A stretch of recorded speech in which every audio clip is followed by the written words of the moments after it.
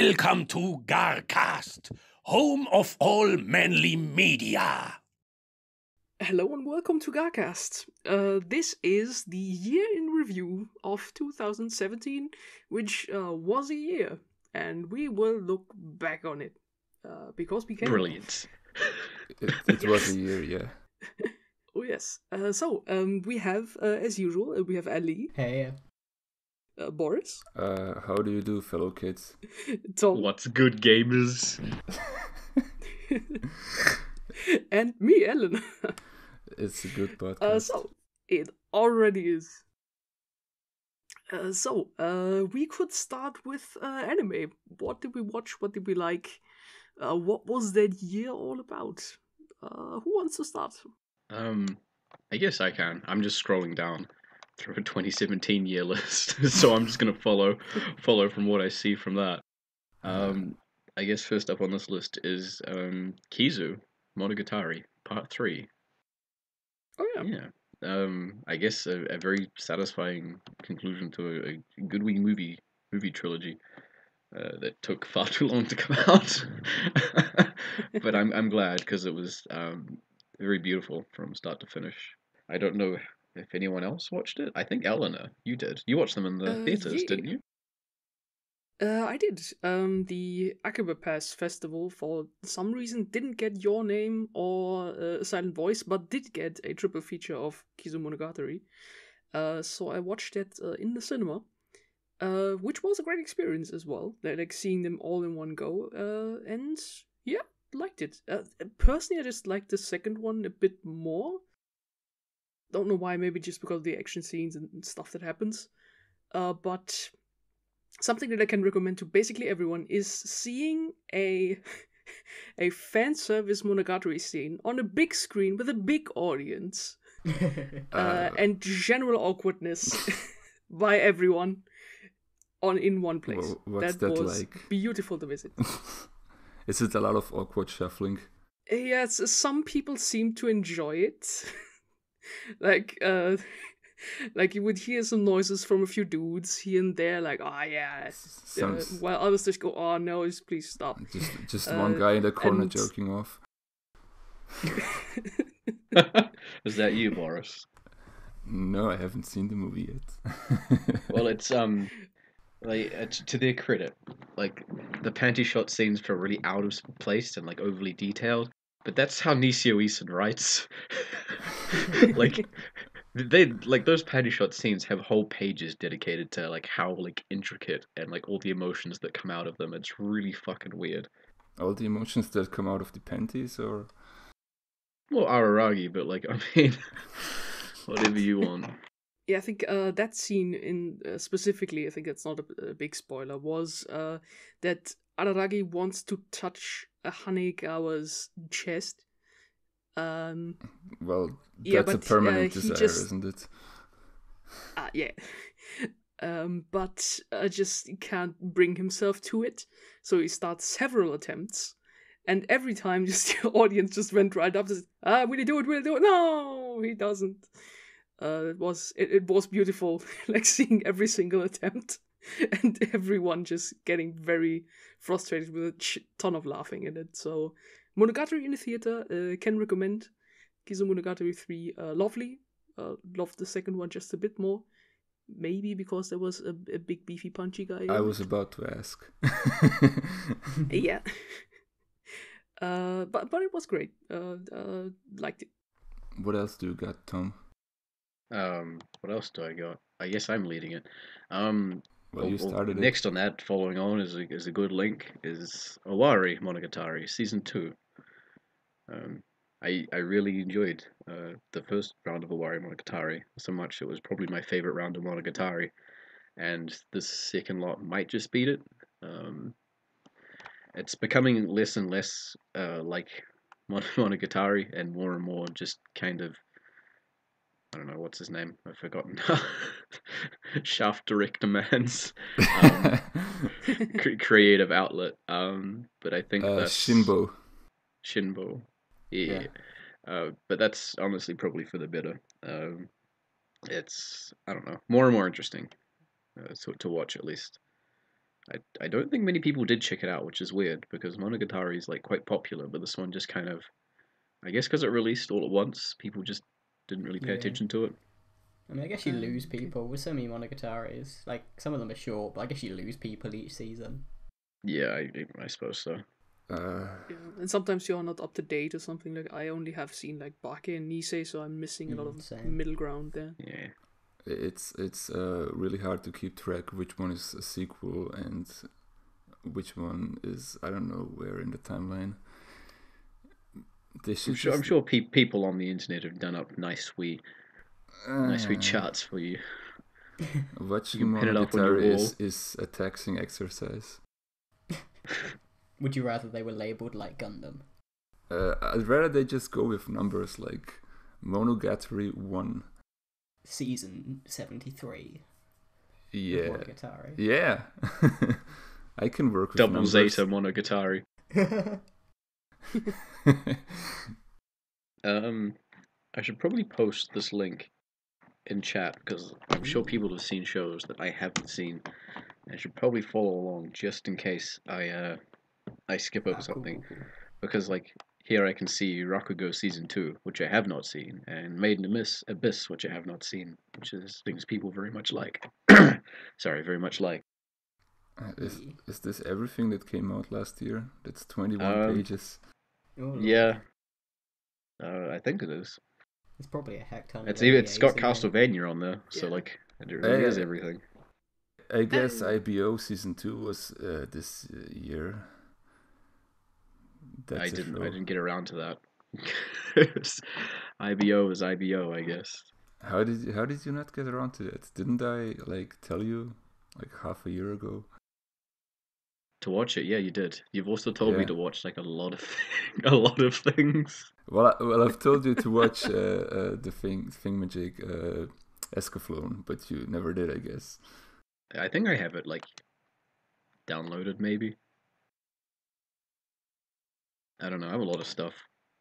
I downloaded Infinite Strata Season 2. Oh no! English dub, my boys. Oh no! Oh, so that's where the priorities lie. It is indeed. But I think we can talk about Rakugo Season 2. Yeah, maybe. That is the next one. As long as you don't spoil it. Nah. Won't spoil There's not a lot to spoil, I guess. I think like it's just a general emotion. Twists and endings. Yeah. Yeah, so Rakugo Season 2, in follow-up of last year, is again my anime of the year. Because I really loved it. We can see a nice line here from 2016 to 17. If Rakugo Season 3 comes out, maybe this year too. No, but it was a very emotional thing. Had a lot more great animation bits put into it. For example, there was like one very great scene where our protagonist is getting very agitated and the camera just swivels around him, not in a 360-degree shot, but like an askew 360-degree shot while he's just ranting in someone's face. That was very beautiful. Like, it really brings out the acting. Just general difference was first season was about the older Rakugo master, and the second season is about the younger one, his pupil. And so it has like a completely different feel. It's his story. Yeah. Why is his story so much better? What it was. Because it's not fully his story, I guess. Mm-hmm. Kind of.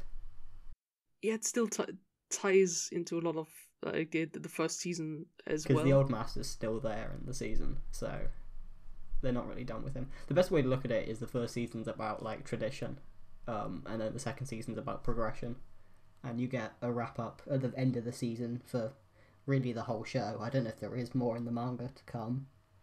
I don't think so. No, I think it's the finished. ending is a good ending to the show and not just the season. Yeah. I'd be happy if there wasn't any more, I think. based on how it was. season 1 and 2 belong together. There's like one they're a cohesive companion big piece, thing. definitely. And yeah, but what's different, for example, is basically his hardships and challenges are different. Like he's a young one. He doesn't have like a huge name to him. And then there's something that was like glanced over from the first season is that he is a yakuza, and like he has like the big tattoo on his back and stuff. And that's of course like a social crutch to him, like people not accepting him into society and stuff. So it also has like these elements that just make it really great, like society stuff, social things. Anyways, a great show. Watch it. I see. 10 out of 10 masterpiece. It's great. It's absolutely wrecked me. I was a person with 2 waterfalls shooting from my eyes, as usual. Episode 11 was a thing. Yeah, it just really comes at you very hard. Yeah. With the emotions.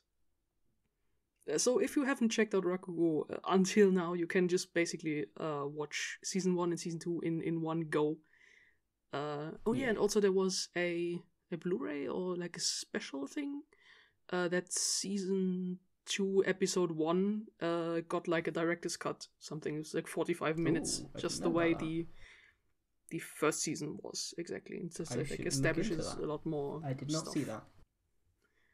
Me neither, because I watched it when it came out, so watched it seasonally. I only watched it 2 weeks ago, so... so you can get like the full experience if you want to. But yeah, no, I'd say this is probably my favourite of the year. Last year was Tonkatsu DJ, so it's only right that season 2 gets it this year. Although Yuasa's new film was definitely close. For me. It was the year of Yuasa. Yeah. It certainly was. 2 like massive projects, and then of course setting in 2018, one's sets straight away, but we can't talk about that. Not yet, at least.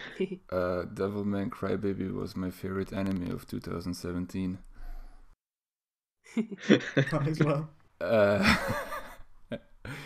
don't care. I liked it more than anything that came out that year. Anyway, you asked us 2 other projects. Yeah. Walk on Girl and Lure Over the Garden Wall. Do those have Devilman in them? Yeah. Yeah. Okay. I believe you. Featuring Devilman from the Devilman series. Devilman from Devil May Cry. Okay, I can talk about what was it called? Night is Short, Walk on Girl, which also came out 2017. That would be my favorite film. If Rakugo is my favorite TV series, that would be my favorite film, anime film of that year, because it's a sequel to Tatami Galaxy. It's a tie-in. I wouldn't call it a sequel because the characters, the second characters are in it, but they're not the main characters. So it's the Yuasa cinematic universe. Yeah. Essentially, yeah. Like, halfway through, Yuasa comes in and he's like, hey, it's me! He's in a Stanley costume.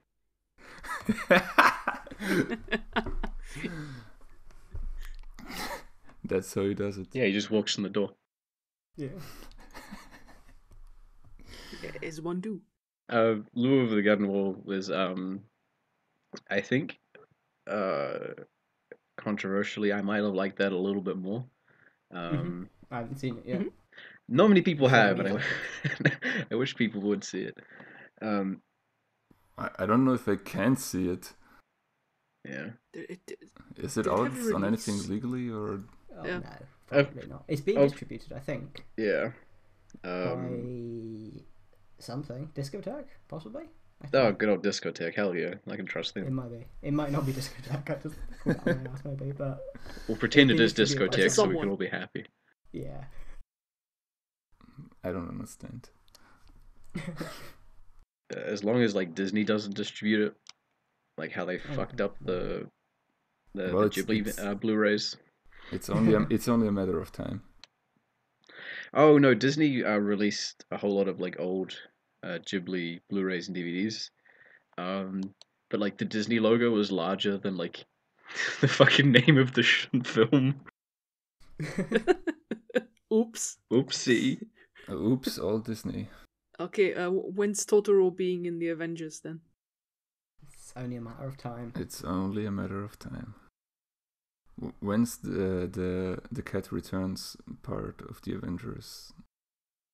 It's called Black Panther. Oh god. Damn it! You're right. Can't wait for Ponyo to fight Iron Man. No contest though. You know Ponyo wins. Yeah. Tony Stark's notorious for not being able to swim. He's He's sinking. very fast. Sinky boy. He does have that metal heart, doesn't he? Ponyo wins by short-circuiting man. Boom. She swims Gone. inside Tony Stark's heart and he explodes. Thanks Rip. Marvel. Kaput. Okay, I think we still haven't talked about Lure of the Garden Wall or A Night is Short Walk on Girl. Anyway, Lure of the Garden Wall. It's very endearing. It's a US project, so it's very beautiful. Small girl, lots of water animation. Tom is happy. Essentially, I don't know. It's kind of hard with movies because I don't really like to spoil them all that much. From the looks of it, it was more like a family movie. Is it that way? I mean, kind of. It's not like quite so like sugary sweet family movie, but it definitely like is consumable in that kind of way. It's not quite Devilman either. No, of course it's not quite Devilman. He was obviously like doing Devilman to balance out this. I'm not gonna stop bringing up Devilman.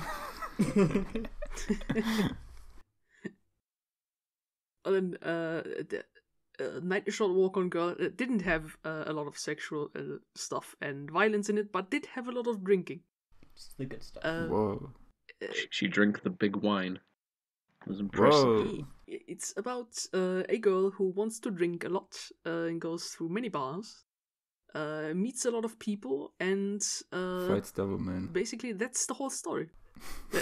That's also Devilman. I'm really looking forward to the sequel. It's about a Swedish man that sits alone at home and drinks wine from a box. I miss you, John. Same. We all miss you, John. So yeah, I think that film was the one that made me laugh the most. I think that year. It's immensely funny, like very emotional towards the end as well.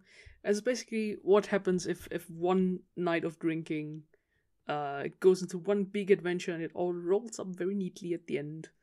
And it's lovely. Also has a bit of musical stuff sprinkled in it, which I loved. So watch is so good. Yeah. Anything that breaks out into random musical numbers is good. And so is this film. So if you have seen Tatami Galaxy, like you absolutely have to watch A Night is Short Walk on Girl. Yeah, it's a very different work to Tatami, though it kind of tackles similar things. It's not like the repeating narrative that Tatami has and it all tying in the end. It's kind of more linear in a way, even if it is just little bits tied together. Yeah, and it's also not that quick in its monologues or dialogues. Yeah. So if you didn't like that in Tatami, this is a bit easier going, I guess. What else? What else came out last year? Next on the list is Welcome to the Ballroom. Did you watch that, Boris? I know you watched some of it.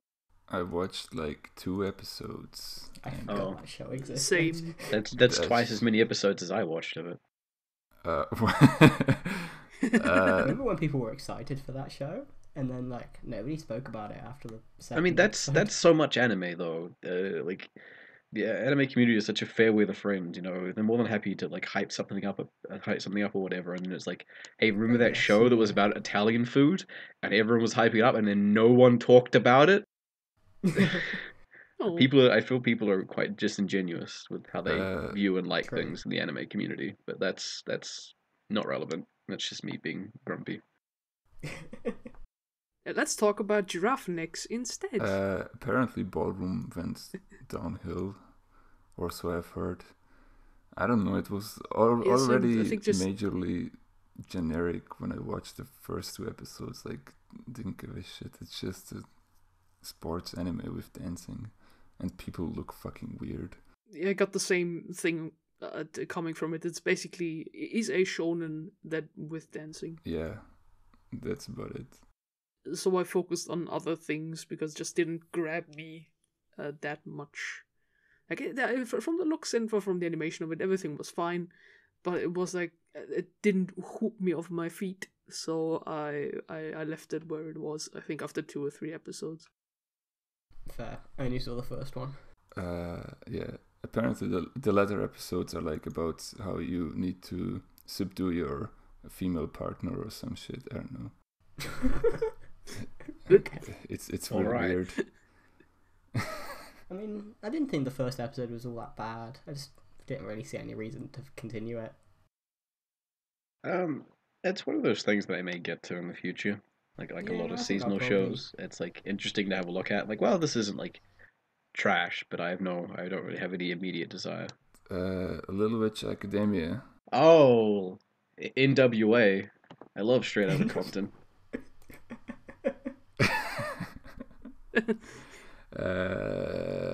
Did you ever watch the Mecha episode? You should do at least that. I mean, I could. I sat down. I was like, I should watch more. I should watch more Little Witch Academia. And the people on Twitter said, no, you should watch Love Live. And I did. Listen up, you little shit.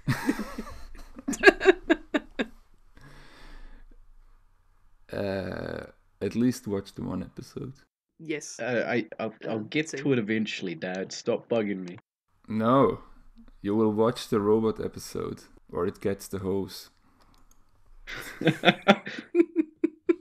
Why would I watch that when I could watch such masterpieces as Love Live? Help.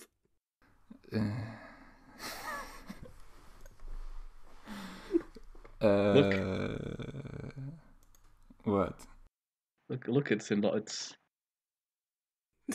looking. It's what else Big Trouble.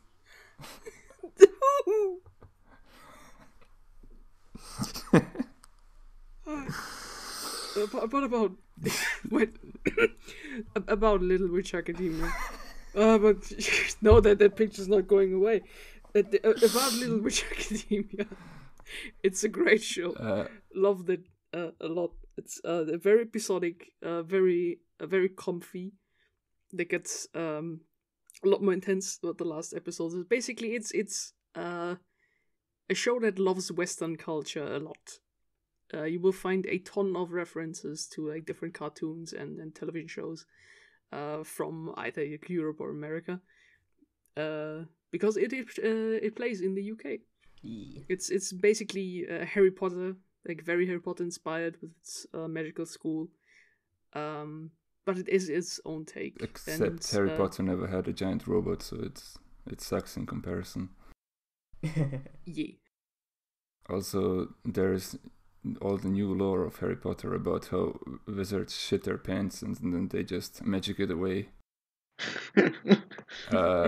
Thanks, J.K. Rowling. Your artistic integrity really shines through on Twitter. Thanks for that one.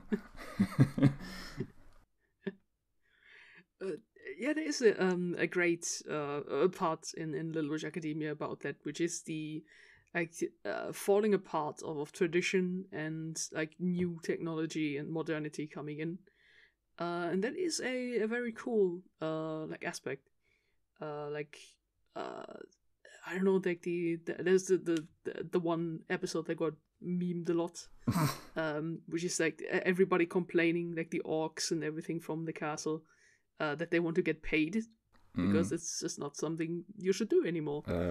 And communist hero turns into one bourgeoisie against common people. Complaints from the orcs. It's great. I don't really have any terribly deep reasons for why I like Little Witch Academia. It's comfy, and Akko makes the best faces, and the 1 episode has a robot in it, and that's it. That's my review of Little Witch Academia. I would add to it that it is episodic in nature, but it tackles many different themes.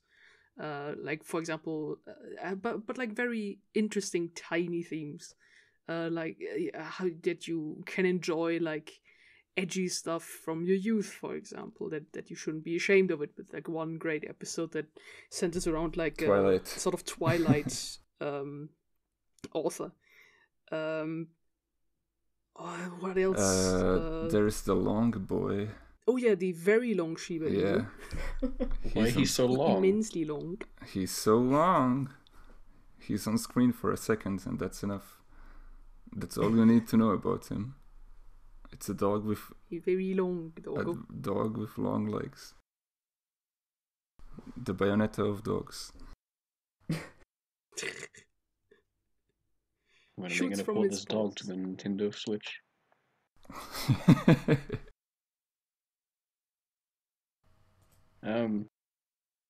I guess something I did actually see this year was Konosuba Season 2. I'll keep it short. If you liked Konosuba Season 1, you'll like Season 2. I mean, it's the jokes, well, not the same. They're in the same kind of vein. So if you don't like it, you're not gonna like it. It's silly. It's over the top. It's just meta enough to be funny without being like obnoxious. So, I mean, yeah, I don't think anyone here did watch it. No. I didn't. I didn't. No, because I didn't like season 1. But what I did like from the looks of season 2 is that the animation was very goofy. I mean, And that looked very lovely. Like I've seen a lot of GIFs around. it's very bouncy. It's very freeform at times. The characters all these have these like overblown personalities, and the animation, like, of course, kind of reflects that at different points. Each person does like slightly different things. That was cool. Did anyone watch Attack on Titan Season 2? Yes, I did. Yeah. That was a very special experience for me because I basically did spoiler dodging for the whole season. I don't know how I managed that, but I did.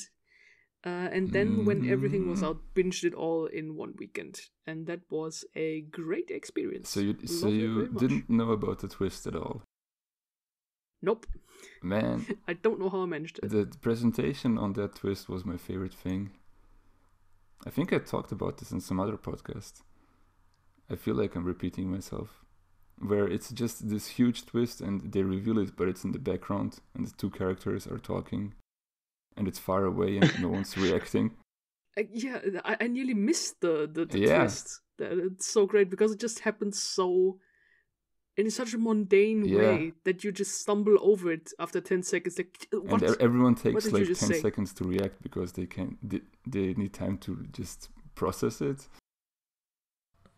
It's really weird, but it's I've only read the manga years ago. What I think the second season covers is it a certain reveal? yeah, Yeah, or Yeah. two reveals, I guess. yeah. Yeah. 2 in 1. Nike. No, I know what you mean.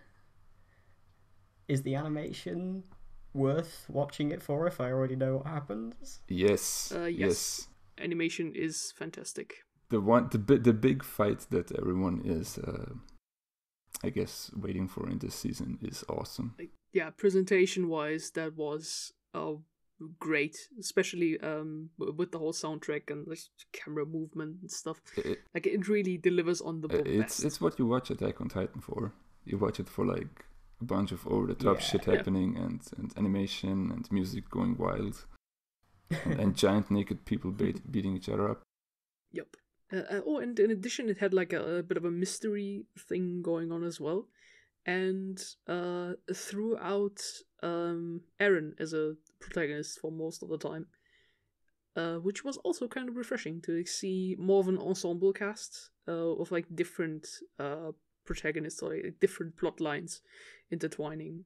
So I liked season 2 a lot. Yeah, there's Because entire basically episodes where Yeah. Eren doesn't even show up.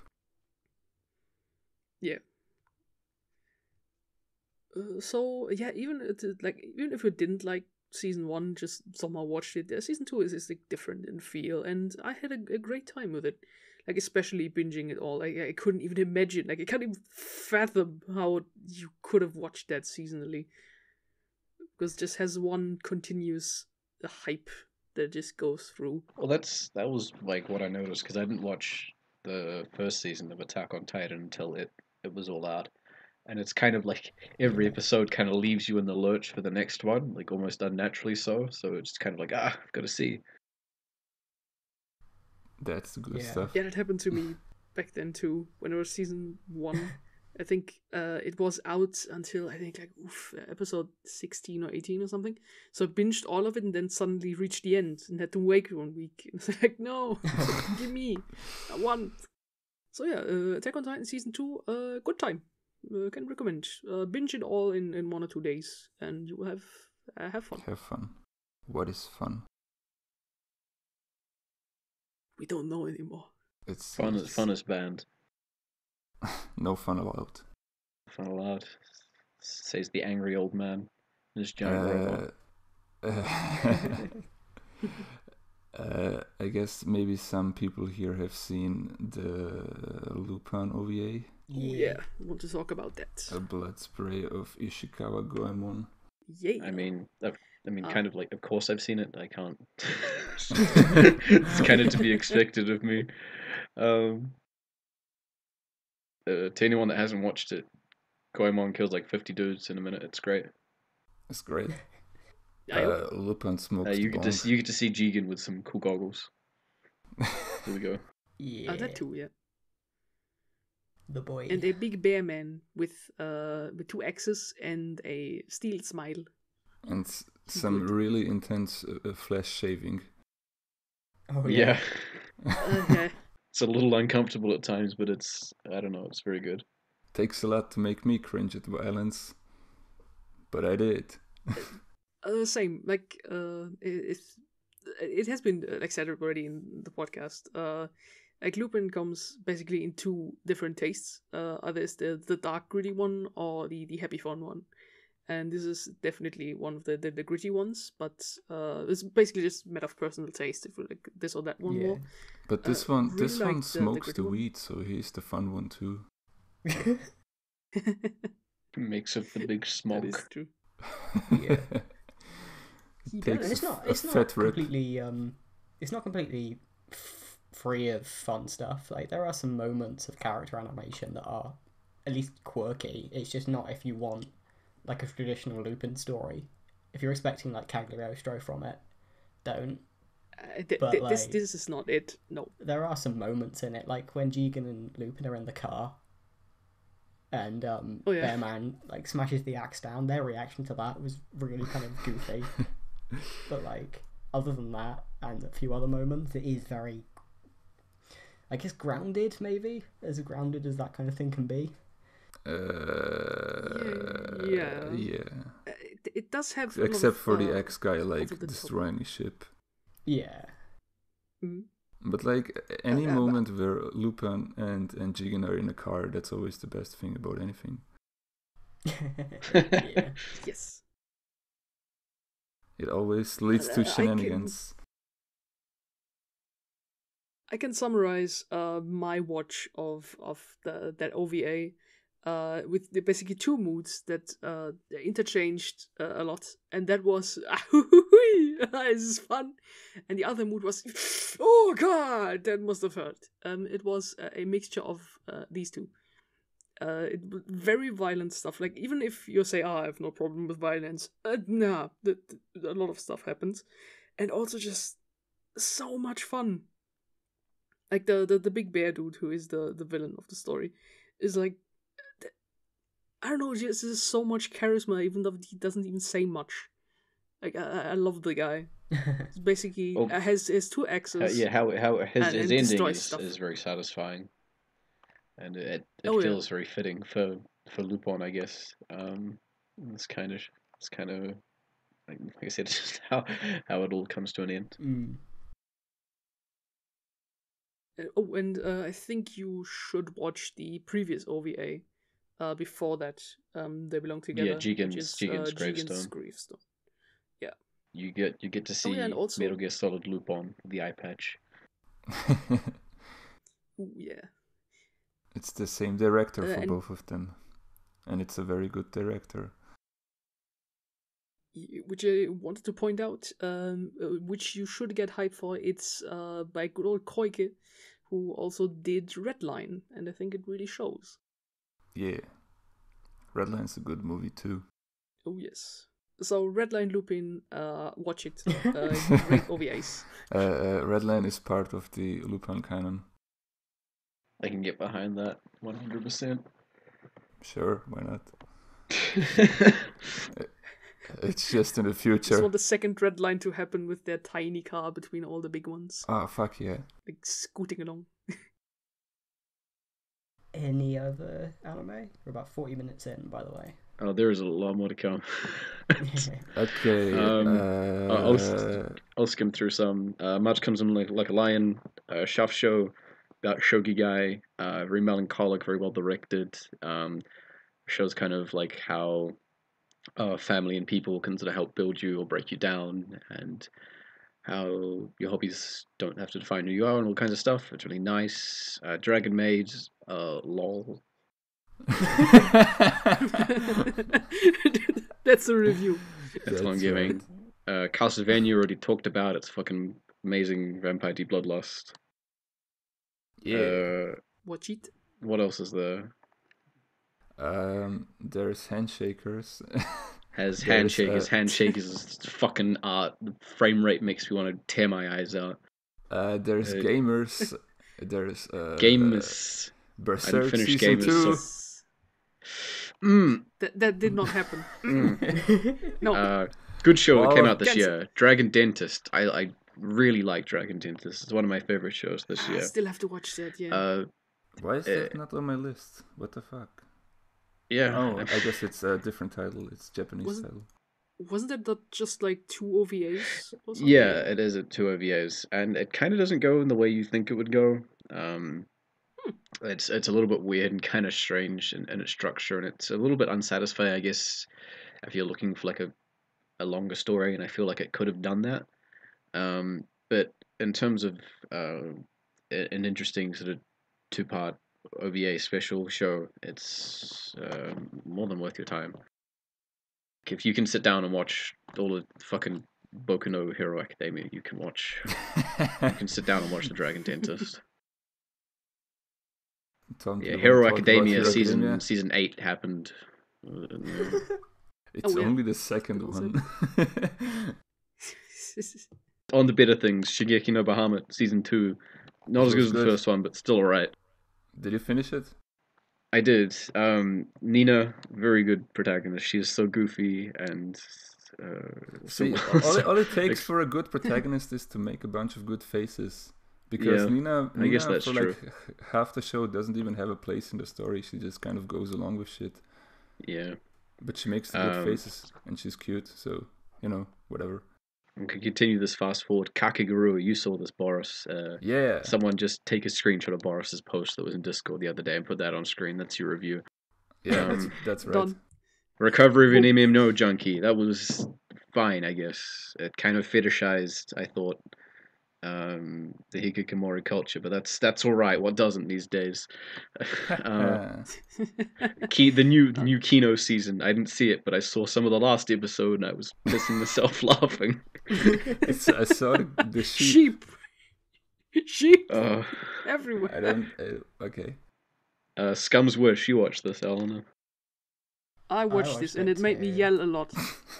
Not a good show. I'm gonna say this now. I don't like it. Hey. Me and Tom were the only 2 people who didn't like Scum's Wish. Yeah, apparently. I genuinely detested it, not for the reasons people enjoyed it for. Everything I've heard about the show sounds like I would hate it. Oh, you Yeah. would. Yeah. You would most definitely dislike it. Yeah. Yeah, to put it that way, it's high school romance, but everybody is miserable and also everybody bangs everybody. It's And realistic. so every- Oh, it's realistic and every It's Devilman. Quotation marks. so everything as when one person moves, the whole net of connections just screws up. People don't act like that. Was that it was scummy, but I didn't really get that. They were just kind of low-key, shallow people that What I heard about the bumbled show around. is that the characters have nothing going on besides the fact that they fuck a lot. Yeah, So that's all They I don't saw. do that a lot. Like, Some of them have something going on, but most of them. the manga, in retrospect, I enjoyed more. And I haven't even read that much of it. I wasn't excited for it because I remember the manga being like really awkward. Kind of every sort of joke felt like there'd be Sheldon Cooper shouting Bazinga afterwards. Oh, that's like, oh, Animegataris. I can get to that afterwards. After Why do this, people think this is going to be great? And then I watched it and it was like, okay, I'd rather the really awkward dialogue from the manga, please. Because this is really boring. I think the show ends on a good note, but it wasn't worth it. as I mentioned, Animegatari. So you know how the Big Bang Theory is like, hey, Lyndon, hey, yes, shell bomb, hydrogen peroxide. Excuse me, what was that? Bazinga. Animegatari is more like, Zimbabwe. hey, Shinjuku, yes, Akira. Have you heard about ReZero? What? Anime. Bam, gotcha. Fucking comedy. Nice, dude. We have mentioned something from the outside world that automatically makes it. Hey guys, they mentioned a Haruhi. It's a good show.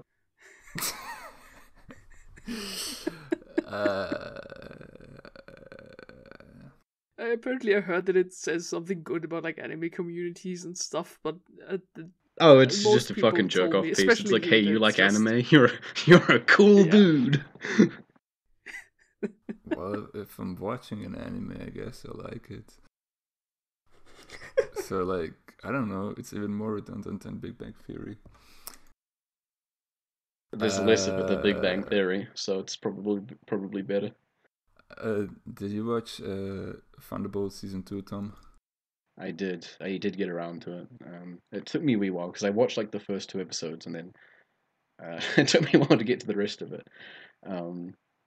Mind you, there's only 4 episodes, so it didn't do that badly for a start. It's more Gundam Thunderbolt. It's really fucking well written and like soundtracked and everything. It's animated. Yeah. It's that's good to hear because I completely forgot to watch but I liked Thunderbolt 1 a lot. I think it was also my first Gundam. It's not quite as good as Thunderbolt 1 because it's a weird like half season or something, and Thunderbolt 1 is like an entire story. But why not watch it? It's an hour long. Yeah, no one has any excuse not to watch get Thunderbolt at all. Let me write that down here. Watch Gundam. Watch more Gundam. Watch more Gundam. Watch more Gundam. Yeah. That's a good recommendation. In general. And I'm already on my quest to watch more Lupins, so I'm gonna add more Gundams. And more Gundams, more Lupins. Kawajiris. That's 2018. More Kawajiris, yeah. I guess I also watched ACCA 13. I don't know if many people did. That had a fantastic soundtrack. Holy shit, that was very good. It was very sleek and stylish. I mentioned it during the last podcast. I love its visual flair and its kind of more low-key kind of manly tones and vibes. And it is very episodic. He's going around between all these different regions and each one's quite different. And he's doing his job. Yeah. I like the mangaka who did it. I've not read ACCA. I've watched House of Five Leaves. Yeah. Which I like a lot. Oh, that's by him. Cool. Yeah. Didn't know that. Which is again like a sort of episodic, kind of ethereal show. It's a nice show. I don't think many people have seen it. Nobody ever talks about it. Crunchyroll took it off Crunchyroll, so like it was on Crunchyroll. It was on Crunchyroll, and they took it off. So that's a little bit annoying. Oh. God damn it! Because that's a good show, and I would recommend that to people who want shows like that. Okay, I can throw in like the shows that nobody watches except me. Love Rise, season 1 and 2 came out, which I think is a show to promote people to eat more rice. So I think it has like some sort of agriculture stuff behind it, but I don't know. At least rice idols. That's important. You have one big academia thing, like one battle high school where like every person is like a different food. Like they're like the noodle idols, the bread idols, and rice idols, and nobody likes the rice idols because nobody likes the rice, and they have to fight their way up to become harvesters. Harvesters. That's important. And they have the big show where they turn everything into rice. It's a short. It's like 4 minutes per episode. 2 seasons came out of it. I think they're one after another. It's a bonkers thing, but it's really fun. It doesn't take itself too seriously, and it goes into a lot of like parody stuff about idol shows as well. Like for example, like attacks made them like spout rice water stuff. Like they're not bleeding from their own mouth. They are rice. These people are rice, so they don't bleed. They spout rice water. Wow. And I love that the audience is always the same 3 girls who make really stupid innuendo jokes. Like rise me up, throw baguettes at me. And it's always the same 3 girls. There are no others. Even if there's like a huge audience, it's always 3 girls. Rise me up, rise daddy. Yeah, so if you want like a tiny nonsense but a really lovely Maid show, I don't understand how these character designs are so good. But it's fun. It's on Crunchyroll. 4 minutes per episode, 2 seasons. Love rice. Watch it. I had tremendous fun with it, and nobody watched it except me. Well, I mean, another boy idol show was the Idol Master Side M. As someone said on Twitter, the proof that all the people say that they watch Idol Master for the characters and the storyline are lying because they're not watching Side M at all. Side M is quite heavy for an idol show. It's about these men who give up their entire lives, like these very stable jobs and careers, to pursue like this dream of they have of being idols, and it's a very good show. You told me to check out the first episode, and sadly I was a bit busy over the last few days. But it has Fumiko Tachiki in it, one of my favorite voice actors. And that makes me already very happy. He is the narrator of Kaiji and also Gendo Ikari from Neon Genesis Evangelion, and that is probably anything you need to know. He is great. And yeah, what I also want to say, the animation is so good. Oh, it's on Side. Well, Idolmaster has good animation. That's kind of by the by. Yeah. So it's just kind of carried into this, which is very good. Yes, because like all the other like sort of male like idol shows or like music shows I watch, they don't have this amount of animation because they're mostly like smaller productions or a bit more niche. For example, I enjoyed STARMYU a lot, but I didn't watch season 2 this year, 2017. But yeah, their animation is like stiff, but they're giving their best, and they're like doing musical numbers, and that's lovely. But then you watch like Idolmaster Side M, and it's like the whole dancing Sakuga stuff, and it's like, whoa, this is like a whole different level. Like you can really feel that this is like a bigger franchise. So I'm probably gonna check that out as well. And STARMYU season 2, because any show that breaks out into random musical numbers is good. What else? Akiba's Trip, that was fun. Oh, that was a show I was not expecting to like. Yeah, but same. that first episode was baller, and then all the episodes after that were fucking amazing. It was dynamic and bombastic. That was a sleeper hit for me. I did not expect to like it at all, and it's probably one of my favorites of the year.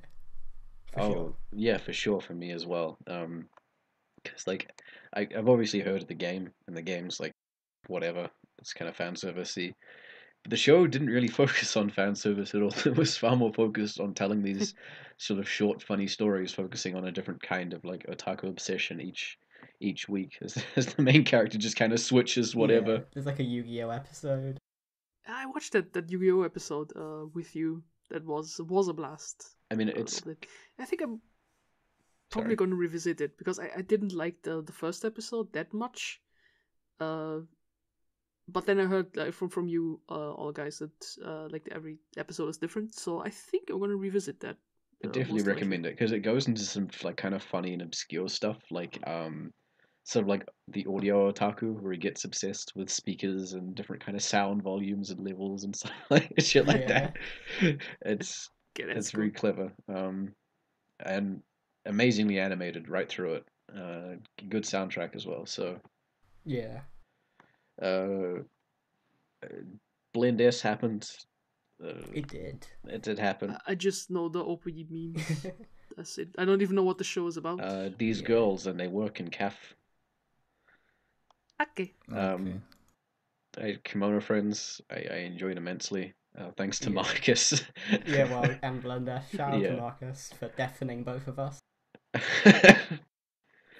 Yeah, we love you, Marcus. I don't know. Kemono friends is, as I said before, it's cute, it's fun. It's sort of good character designs. Anyone can get behind it. It's silly or whatever, but that's fine. It's certainly not a bad show. You can feel like effort and love going into it, unlike Knights and Magic or something. We'll get a full review of Knights and Magic soon. Don't worry, people. Don't you worry.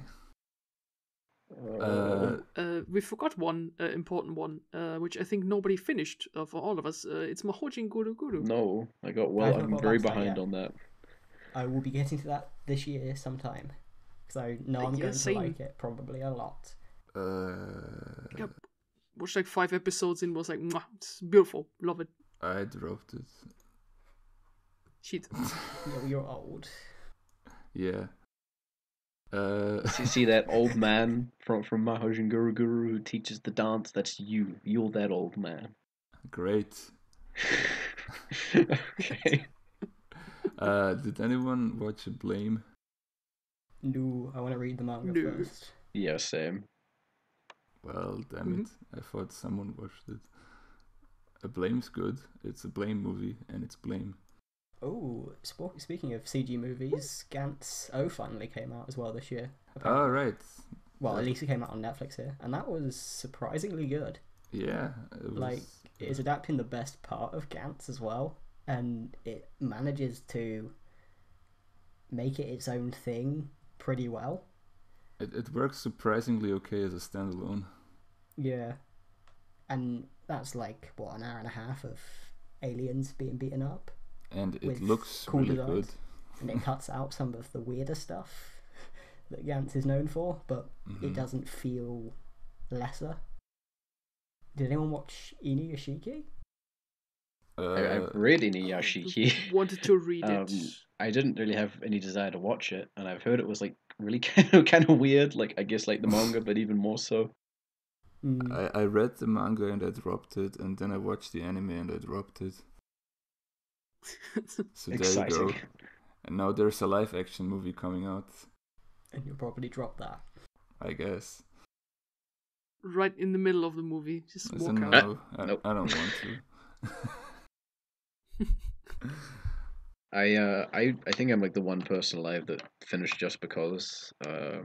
I really like Oh that. yeah, I need to hear this. I need to hear why you like Okay, it. yeah, so like no one else seems to like this, and I'm kind of annoyed because I know it's like it feels like it's one of those shows that once again I shouldn't really like, but it's just kind of a perfect storm of things that have all come together, and I really just appreciate everything about it. So, the dialogue is really well written. It could also be that like Crunchyroll's finally not fucking up on their subtitling, and they realize people don't speak like robots. And there's an in between like stoic robot and like Kansai slang that they can incorporate. But also like the dialogue was really good, really natural, and knew how to use moments of silence to sort of really exasperate these points in the story and emotions. The lighting was fantastic. The character animation was fantastic. The characters were all like likable in their own ways. None of them felt too samey or too different. None of them felt too out there. Not everything about them was just shoved in your face from the start. You could sort of kind of unwind them a little bit.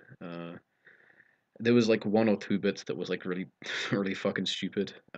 Like in terms of like character motivations. Like why does she like him? Oh, because he gave her an eraser during a test. Okay, fine, whatever. Oh. That's fucking stupid. That's but how low the bar is. uh, but yeah, no, everything else about it I think all came together perfectly, and it's probably I would call it my favorite show of like the last season. It's probably tied with Shoujo Shumatsu, Girls Last Tour, which I know Ooh, Ali yeah, is I'm watching that now. Yeah. I still want to watch it because what I heard and saw, it looks super lovely. Oh, it is. It's like I guess the kind of cutesy feel with this depressing apocalyptic surroundings. Um, My favorite mix. Yeah, What I no, heard it's sounded pretty good, but what I saw made me hate it immediately. what did you see, old man? The character designs. Do you not want to watch potatoes? No, I can't look at them for more than a second. They're disgusting. I love them. Stretchy They're potato. great. I really like them. Well, you're Irish and you like potatoes, so there's no surprise. Oh, there. it got me. Zing. Zimbabwe. Zimbabwe.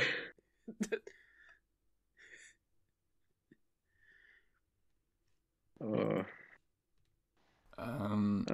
Let me throw one in that probably no one else has seen. My favorite watching experience this year was the new Resident Evil movie, the anime movie. I mean, Resident Evil Vendetta, or I guess Biohazard Vendetta, is absolutely nuts. It has the craziest action scenes I've seen in anything ever.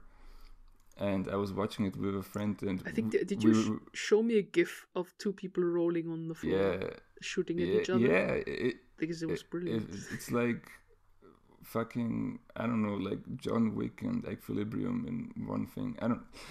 It's me and the friend I watch it with, we're just losing our minds. Every action scene is crazier than the last. It's completely nuts. Watch it, it's amazing. I wanna marry whoever the action choreographer is. That might be us for like in terms of anime, at least ones that I've finished or are recent that we've talked about. Because like there's things that I started and didn't finish, so like Onihei or All Out or I don't know, Adam the Made in Beginning. Abyss. Good shows that I just didn't get around to finishing. I don't have a huge amount to say on. I mean, we could go through and be like, "Hey, in another world with my smartphone or Fuka," but like I don't hate myself that much. No, this is about our favorites. I guess the one other thing I'd talk about was Vrains, Yu-Gi-Oh! Vrains. It's good, but mind you, Yu-Gi-Oh! Franchises have like a very sort of big tending towards turning to shit. So like, who knows? It might turn to shit. Well, that's good to hear. Yeah. So should we give like one last quick fire? What everybody's favorite is like from this year? The Resident Evil movie. Rakugo too. Same. Then. I don't know. I guess I've talked about everything I've liked, but I couldn't really pick a favorite. Knights and Magic. Knights. I mean, in terms of like shit posting and fun, I could actually say Knights and Magic. It was. It's something, I guess. I'd be lying if I said I didn't have like good times with it. But yeah. Oh well. The Vietnam of anime. Vietnam of anime. On that note, should we move on to films this year? This year, 2017. Last year. I guess I don't have a huge amount. I didn't see a huge amount of like new films this year, so I guess I'll just have to sort of coast along on what everyone else says. Blade Runner is the best movie of the year for me. Ooh. Spicy. Probably an immediate favorite. I know it's a boring opinion. It somehow is better. Yeah. Sorry, I probably have to join you on that one. Loved it as well. It was an absolute 100% immersive experience in the cinema. Yeah. Yep. Yeah. Roger Deakins pulled out all the stops, and if he doesn't get an Oscar this year, Then fuck Hollywood the should just Oscars even burn to more. the ground. Let's be honest.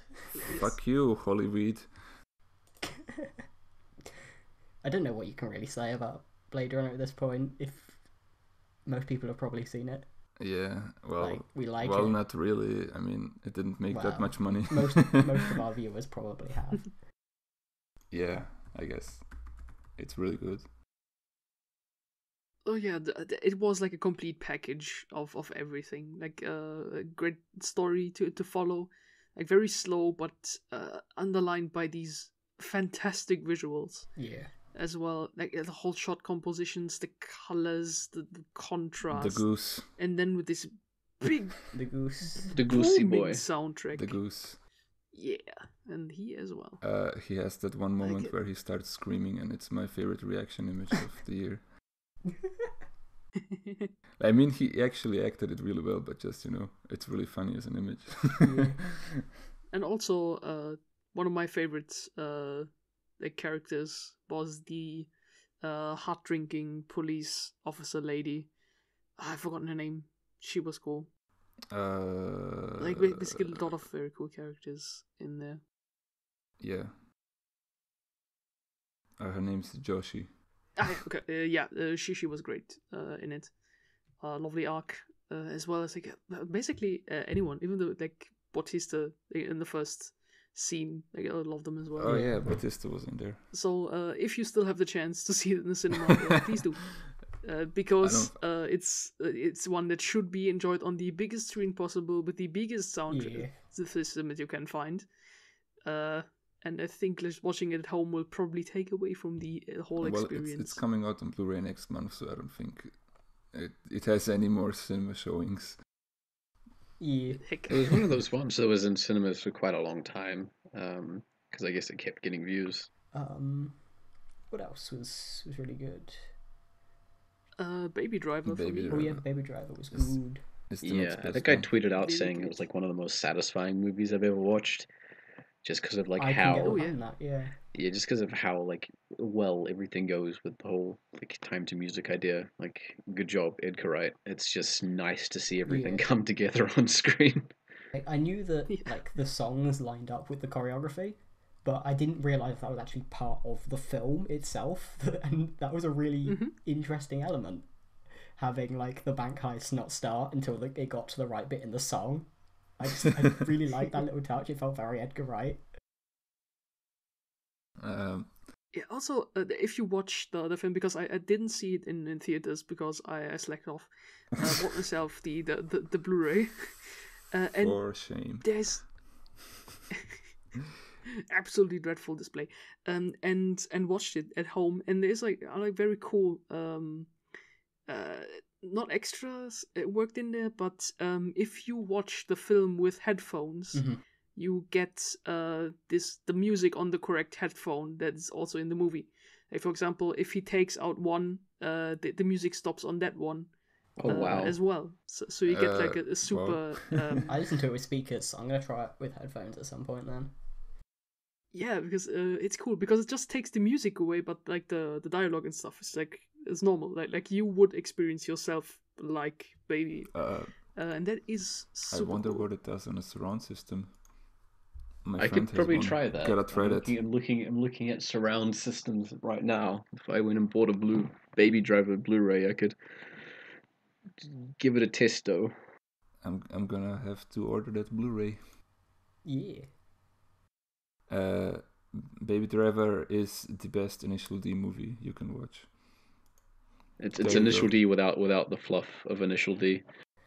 Yep. I mean, it does also have a sexual predator in it, like Initial D third stage. So. Oh yeah, it's got Jamie Foxx in it. I can't believe that. Initial D Golden Just Age from arc was fucking intense. A film. Yeah. It sure was. Should I be informed about that? What was Did you group watch it with us? That was one of the first No, things we watched she together. dropped out around, I don't know, a third way yeah. through. Initially third stage was one of the first things, I think. It must have been me, Boris, and maybe Ein Fan Chris as well. Yeah, I think so, yeah. And Maybe because I don't remember that. yeah, Initial D's got a Initial D third stage has a rape subplot, Yeah. which I didn't expect. You gotta race to stop the rape. You told me about that. Okay, I remember. I didn't watch the film, but I remember that. I forgot what the song was that plays in the background. A theme of sexual assault. Eurobeat. Damn it. Whatever. Just watch Initial D, the Golden Age arc. It's yeah. To come just sort of back to one thing about Baby Driver, what I also loved as you already said, Ali, did the music just goes so well with the whole the action because it just specifically cuts to it, and every music piece that is in there is not written for the film but existed before. Yeah. So everything is just so tightly put together. What I also found interesting, because I watched the extras because I was interested, was that this film also seemed to be cut on set. Like the editors already had to be there to cut it because Edgar Wright wanted to see if everything fits immediately. So I find it very interesting that something is edited on set to see if it fits. And also the Easter egg story that he sat on a crane for all these car shots, but they didn't have like a specific seat for him, so they just tagged him somewhere. Just you're gonna stay there, Mr. Wright. And said okay. He said, why don't you have a chair to put a director in? He said, because nobody wants to sit on the car crane. You're the first one who actually wants to drive along. So he's dedicated. Good man. Great film. One of the highlights that year. Yeah. Mm-hmm. An action movie that is probably quite overlooked, even though the director's big, is Miike's Blade of the Immortal, which I saw in cinemas. Well, I'm still waiting on that one. Yeah, it's his 100th film, and he pulled out all the stops for it. It's a lot of fun. Oh, it feels like a passion project. It's definitely one of his most well-rounded films in a while. It feels he understands the source material and the different kind of narrative peaks of it. And it's got some really, really nice action too. One of the most satisfying films. Kind of like Baby Driver, watching the action in that is a lot of fun. This is all very good to hear. I should get the Blu-ray next week. Yeah. I hope. Very good. It feels well paced as well. I think it's like 2 hours, I can't quite remember. But and there are some of the bits, Boris, you've read the manga, so you probably know when it goes through all the different like gang members. Some of the fights at the beginning feel really quick. Yeah. By the end, it kind of finds its pace. Well, those were like the weaker parts of the manga anyway. Like the beginning, it takes a while. The first gang member, he's out in about 3 minutes. And so I was a bit worried of starting the film. Well, not starting the film. The film starts off with a massive scene of the main character killing about 100 people, which is brilliant. Is the start of the manga too. Good times. Yeah, and then it ends on that as well, which is super good. Awesome. Yeah, I think it's good. I haven't seen Miike's JoJo movie, which I'm kind of expecting not to be as good as this now, because that's the case with Miike, is that he's not going to release more than 2 good films like that.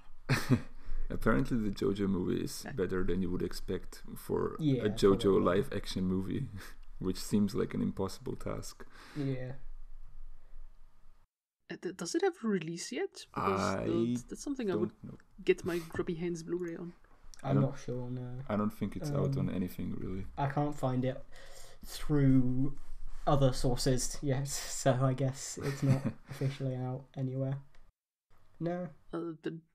I'd probably add Thor Ragnarok, which was very fun. That was fun. That was a ton of fun, yeah. Good OTT. Yeah, Blessed Taika made a good Marvel film. Yeah, it's the first time in years I've gone to the cinema for a Marvel film, and there was another good Marvel film this year. It was Guardians of the Galaxy 2 was really good. I've not seen it. I didn't watch it. Well, it is really good for a Marvel movie. It has Kurt Russell in it, so... Ooh.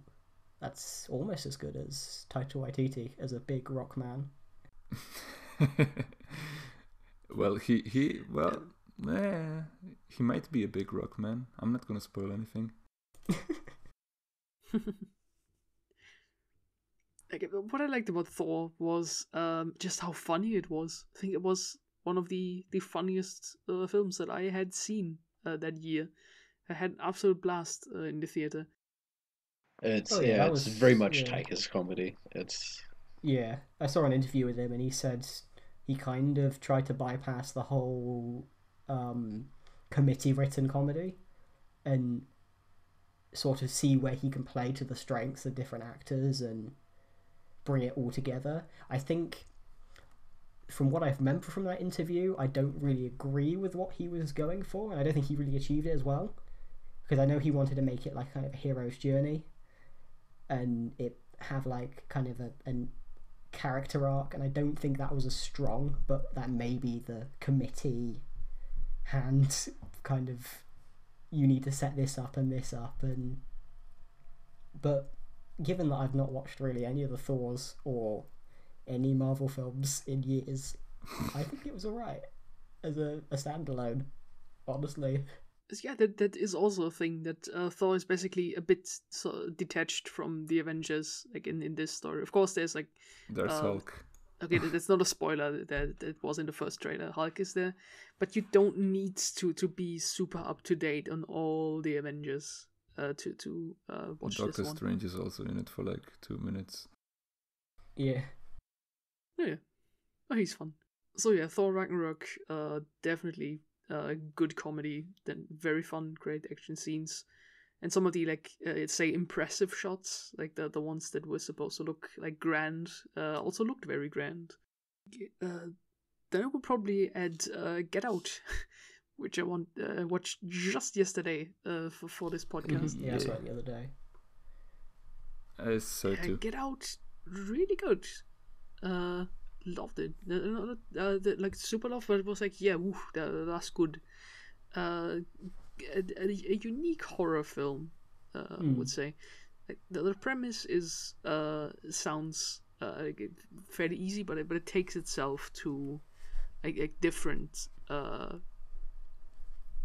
levels. Yeah. Stuff. It's basically one Afro-American boyfriend and his white girlfriend visit the parents in the country of the girl, and from there on conflict is set, and basically stuff happens, and it has this beautiful just underlying uncomfortableness that I liked. And this is not there are a few like scary things, but it never goes to amount of boo jump scare, because everything is uncomfortable, but is social uncomfortable, like situations you can find yourself in, of like being presented to someone, just making a good impression, and just like not the big racism stuff, but just this day-to-day colloquial tiny stuff that gets to you.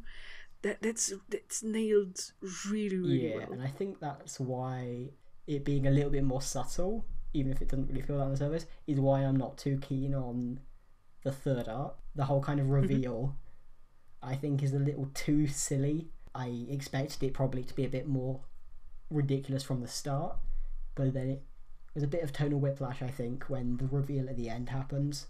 I think the film finishes on a really strong note, but the whole kind of master plan, should we put it, is not too keen on it.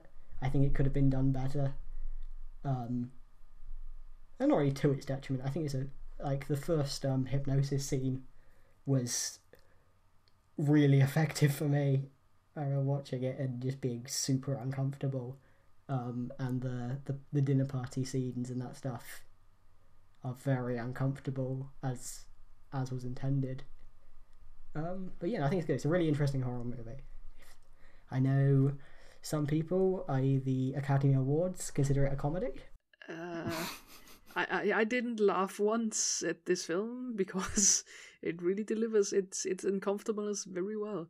And of course, there would be scenes you find funny, but okay, whoever said that this was a comedy deserves a very stern talk. This is not a comedy.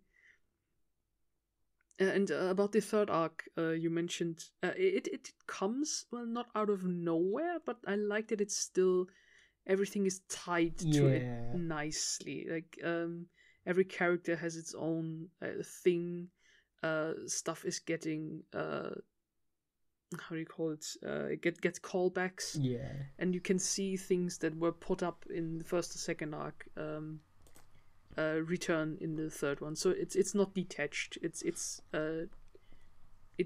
neatly stitched together, and everything has its payoff. Even like tiny details you probably didn't notice that much. So yeah, Get Out, good film. Watch it.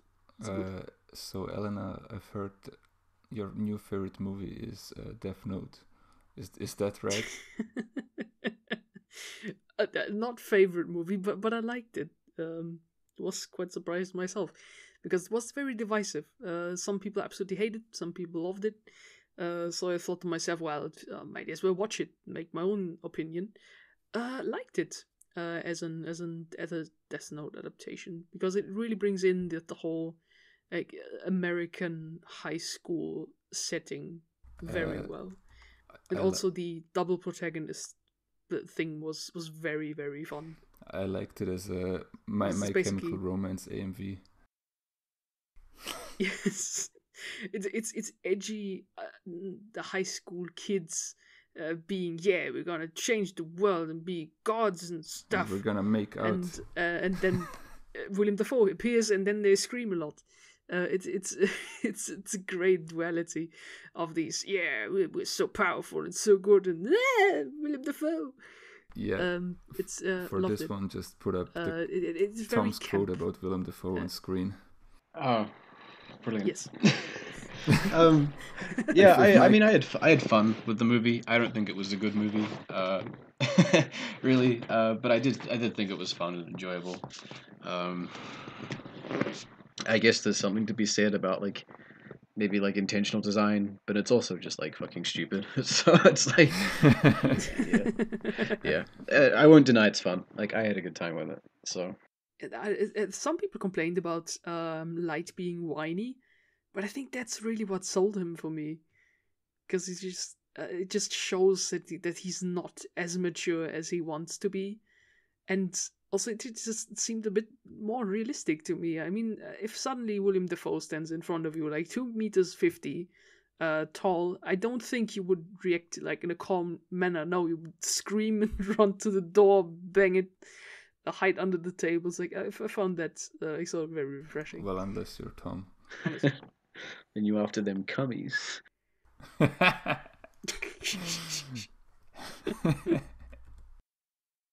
Fuck.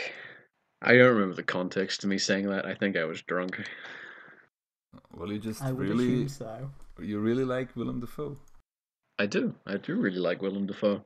And I hope Willem Dafoe really likes me. Mm-hmm. I'm sure he does. Did anyone watch Ghost in the Shell? I watched it in the cinema. It was an interesting cinema experience because there was me and a friend, and then the younger brother of another one of my friends who we invited along. I don't remember why, but he came along. And then like an old couple, and that was who was in my showing of Ghost in the Shell.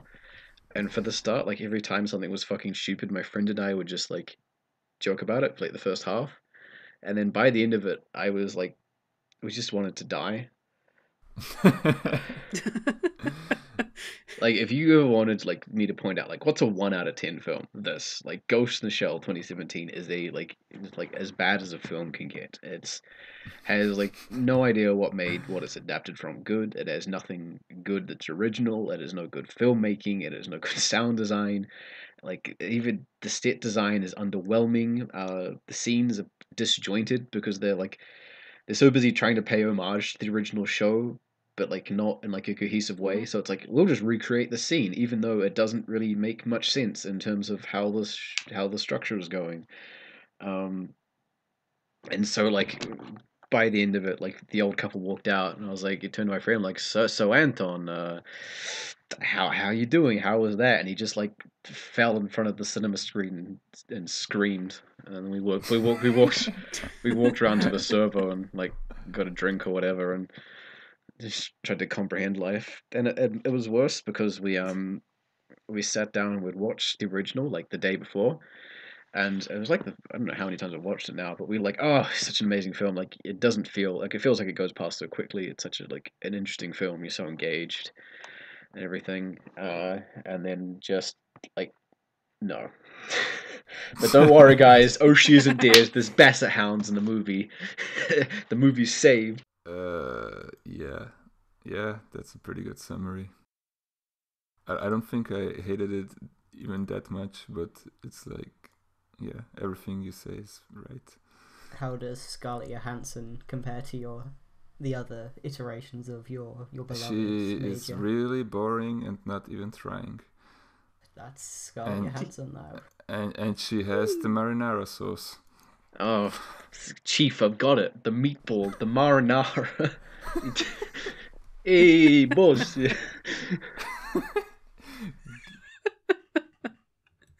When's the crossover where Scarlett Johansson as the Ghost in the Shell delivers the meatball marinara to Big Dick Luigi? It's the as the Ghost in the Shell thing that gets me, because it's actually a fucking line in the movie and I hate it so much. Yeah. Yeah. Yes, this is Major. That's my name, Major. It's not a title, it's Major. That's what they call me. Not D Major, Major. Fuck you. Moving on quickly. I guess I got a couple more films that I'll just quickly gloss over. Sure. Columbus, really good film. Probably one of my favourites of the year. It's really, really well shot. Plays around with symmetry and asymmetry. I'll put some screen caps on screen. And it's all about like living up to expectations and indecision, all that stuff. Another very me movie is Kedi, which is a Turkish documentary about cats, and it's cats who live in the city, and it personifies the city through the cats and their little adventures, and relationship with the people there. It's really sweet. Yeah, I think that's probably it. Yeah, so then let's move on to music. I didn't listen to a lot this year because I was mostly preoccupied with digging through my family's music cupboard, finding old Latin stuff. But what has been going on? I don't know, you tell me. Well, I did sort of like listening to stuff that I missed pretty much in December because I listened to so few things throughout the year. Most of what I listened to was metal, but I don't. My favorite album of the year, I've mentioned this 1,000 times on Twitter, is Apex by Unleash the Archers. That's a band that I already liked very much, and this album is so much better than anything else they've done. It almost invalidates their previous work. Yeah. Good choice. There is About Time by Horizont, written with an S. It's a new discovery. It's like a proto metal band, like Blue Oyster Cult, Deep Purple styled 70s metal. Ooh, very good. It's really good. There is Ankar by Al Namrud, which is the bravest band in the world, who are essentially risking death sentence by playing black metal. What else? There's Rina by Rina Sawayama, which is the best pop thing of the year, pop EP. It's not an album, but whatever. It's really fucking good. And an underrated one, just throwing it out, is Servants of the Salem Girl by the Necromancers. Is a really, really good debut album by a new band. It's doom metal or like sort of stoner metal. I don't know. It's slower but really melodic metal. It's good. It's good. Please give it a listen. It's their first thing, and it's super polished for a first release. So that's my music stuff. Yeah, you dropped a whole bunch of those middle recommendations on me, and I listened through most of them, I think. The one I really liked was the Chelsea Wolf album, Hispan.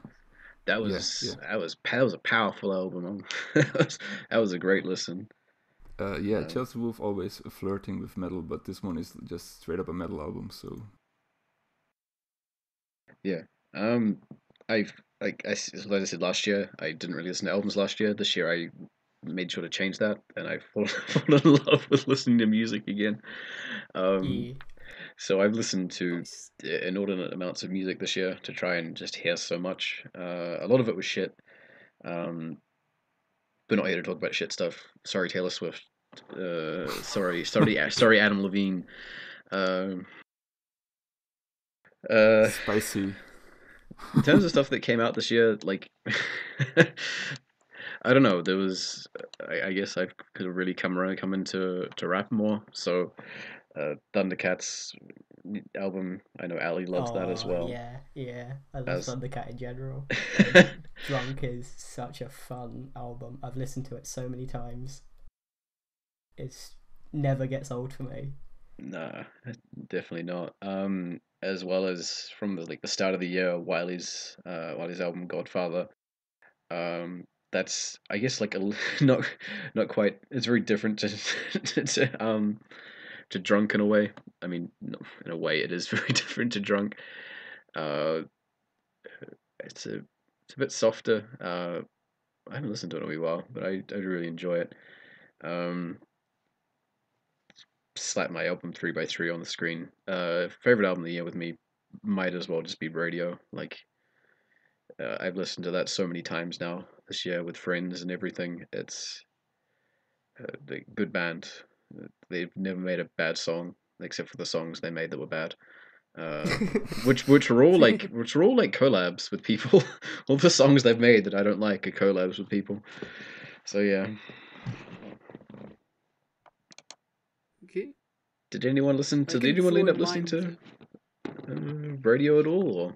Oh yeah, no, I did. I listened to it quite late into the year, but yeah, no, I really liked it.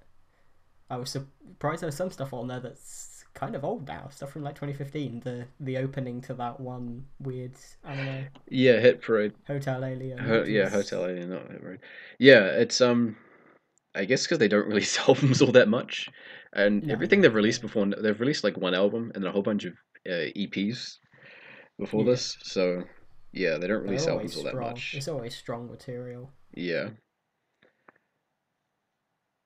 They slowly make music, so they work on it. It's all based around the revolutions. They're like, hey, Japanese funk band, what are you gonna theme your album around? Oh, the first French Revolution. Excuse me. As you do. What else is good?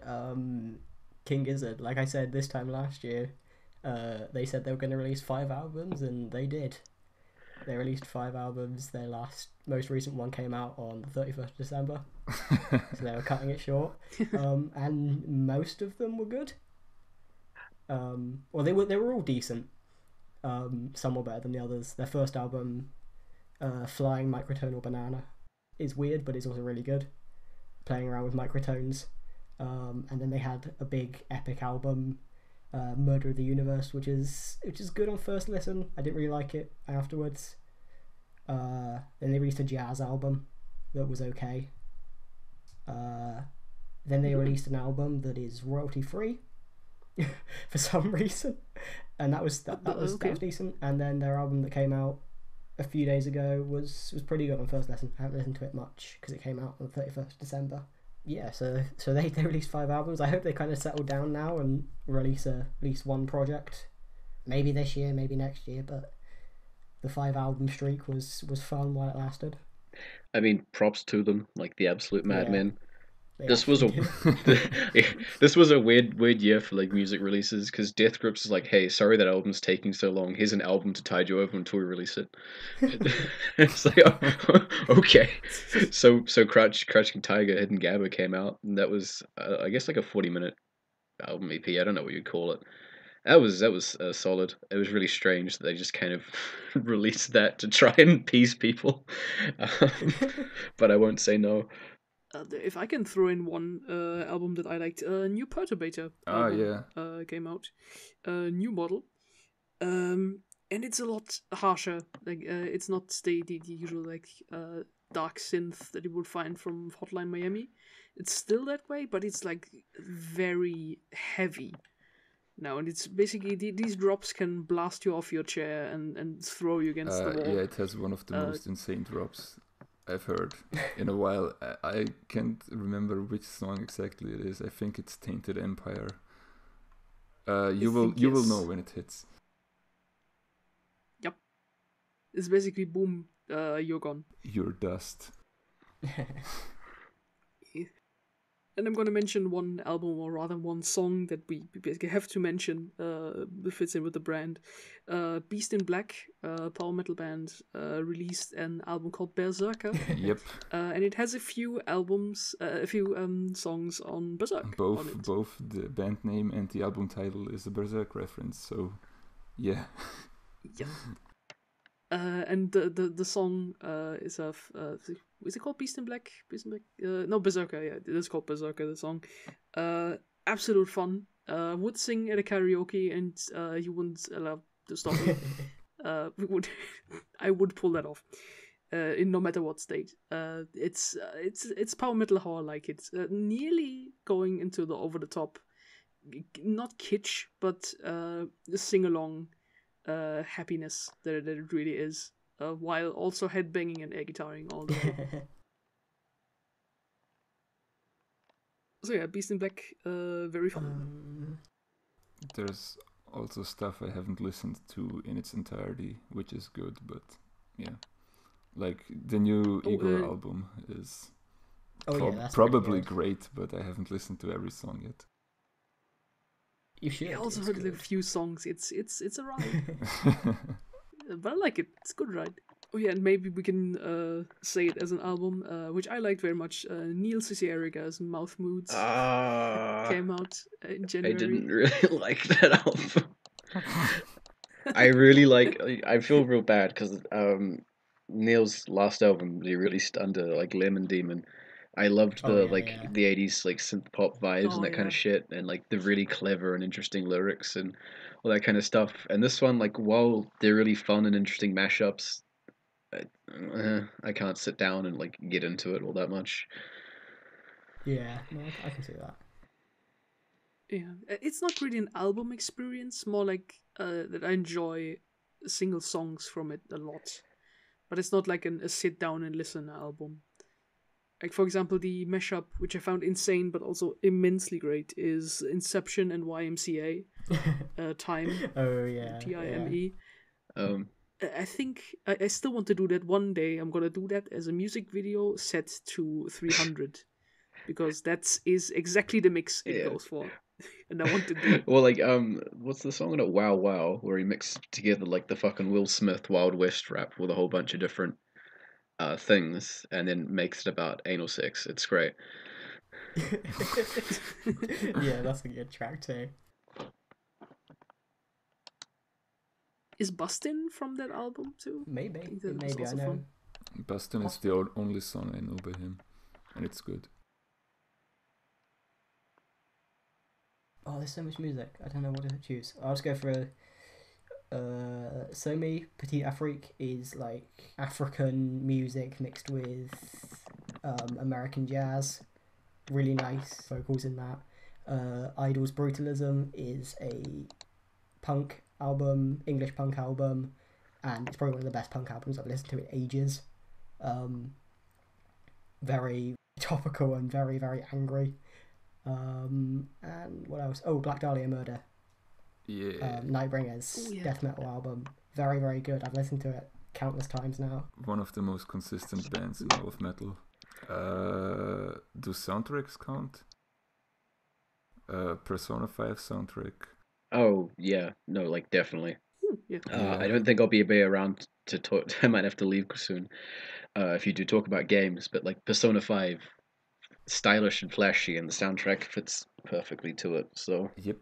Then the last recommendation that I'm going to throw out, because I said I shoveled through old Latin stuff. Rai Barreto, his Acid album from 1970 something. Because I really rediscovered his stuff. Listened to it when I was a kid, and he really mixed back then like New York and then Latin jazz, and really turns out one hell of a good mix. So Ray Barretta's Acid album, 40-year-old music recommendation. Album of the year.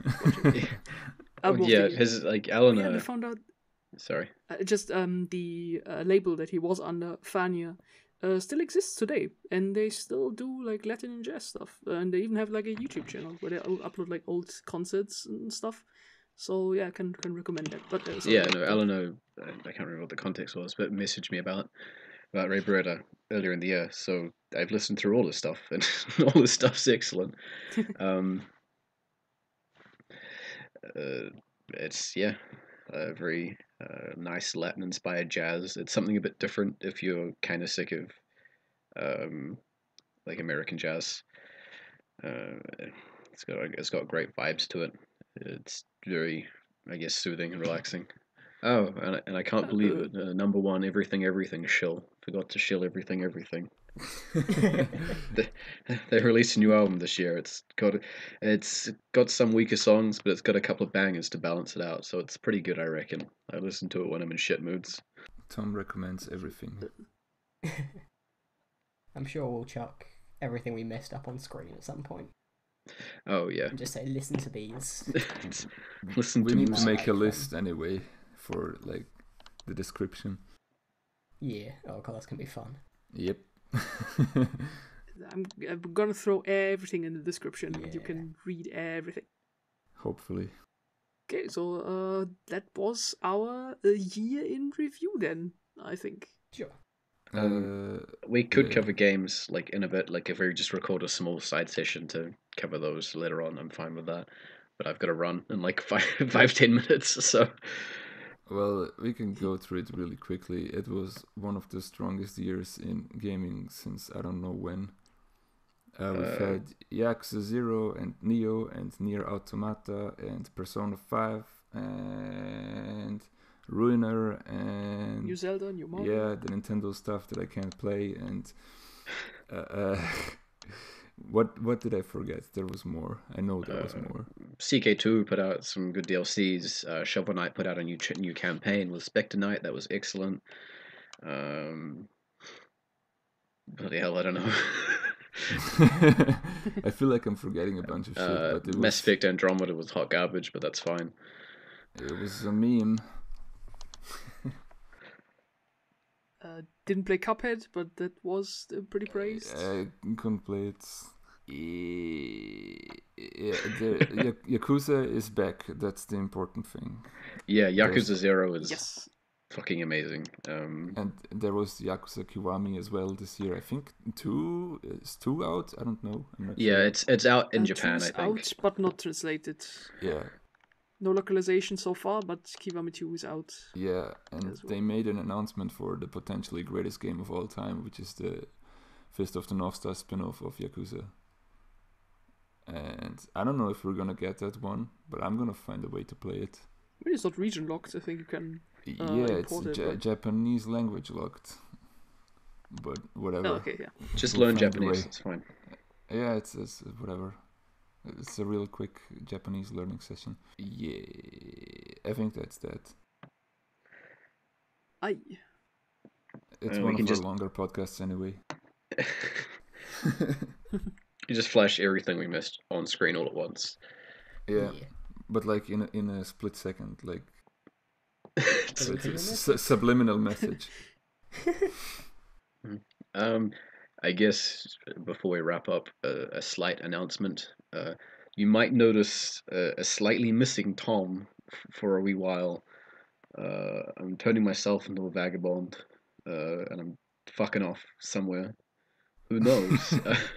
For a wee while. It's a mystery. It's a mystery. I will. In short, I will be in Europe, so recording will be easier. But when and where I'll be able to settle down and get a microphone and that kind of shit is up in the air.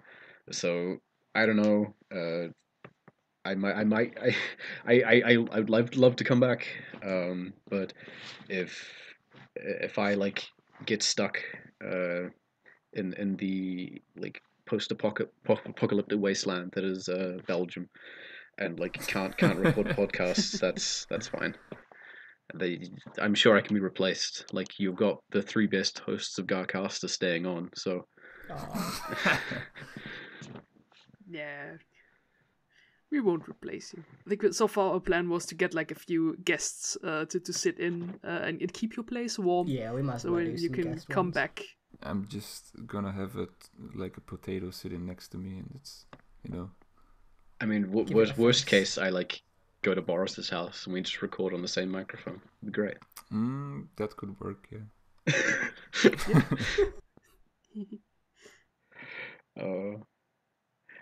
Anyway, thank you very much. It's been an amazing 2017 on GARcast. We've reached heights I never thought we'd reach. We've reached big dicks I never thought we'd reach. Yep. It's been a treat. That's how it is on this bitch of a world. Yeah, that's how it is on this bitch of an earth.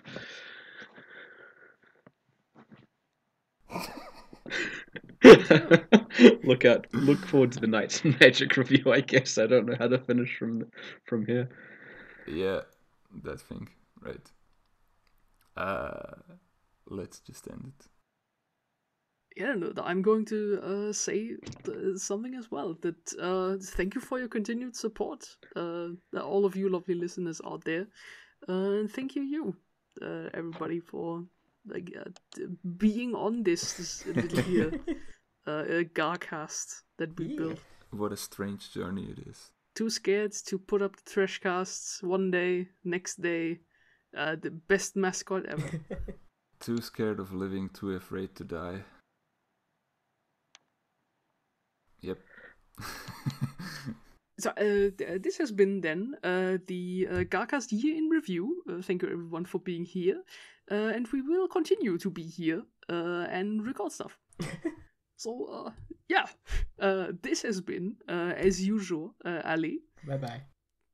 Boris. Bye. And also this has been Tom. Goodbye. Thank you very much. Yeah, and me, Elena. So thank you very much, and goodbye to a new year and more good stuff to happen in the future. Take care. Bye bye.